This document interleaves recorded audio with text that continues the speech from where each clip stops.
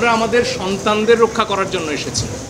মঞ্জুর আল মতিন অধিকারের সপক্ষে দাঁড়ানো এক সাহসী আইনজীবীর নাম। কোটা সংস্কার আন্দোলনে শিক্ষার্থীদের উপর গুলি না চালাতে নির্দেশনা চেয়ে উচ্চ আদালতে রিট করার পর আলোচনা এসেছেন তিনি। ছাত্ররা যদি সেখানে স্বেচ্ছায় থাকেন তাহলে কেন তাদের গণমাধ্যমের সামনেই কথা বলতে দেওয়া হচ্ছে না? বিক্ষোভকারী শিক্ষার্থীদের উপর যৌথ বাহিনী চড়াও হবার পর বাসায় বসে থাকার সময় নেই বলে মন্তব্য করে শিক্ষার্থীদের হৃদয় জিতে নিয়েছেন তিনি। অন্যায়ভাবে আমাদের ভাইকে আমাদের সামনে থেকে টেনে হিঁচড়ে নিয়ে যায়। আইনজীবীর বাইরেও মঞ্জুর আল মতিনের আরও একটি পরিচয় রয়েছে। তিনি একজন জনপ্রিয় সংবাদকর্মীও।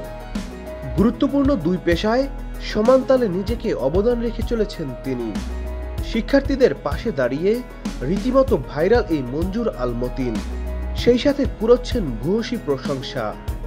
মঞ্জুর আল মতিন মাধ্যমিক ও উচ্চ মাধ্যমিক পড়াশোনা করেন Dhaka residential school and model কলেজে।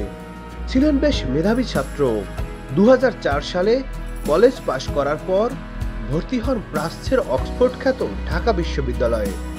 আইন শাস্ত্রে তিনি ফার্স্ট ক্লাস পেয়ে পড়াশোনা সম্পন্ন করে বার কাউন্সিলে উত্তীর্ণ হয়ে 2009 সালে ঢাকা জজ কোর্টে শুরু করেন ওকালতি।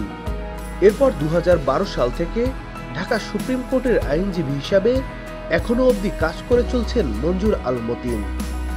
Nadim Hasan, Channel i. এখন জন্ম সনদ দিয়ে খোলো বিকাশ স্টুডেন্ট অ্যাকাউন্ট। নিজের বিকাশ নিজে কর।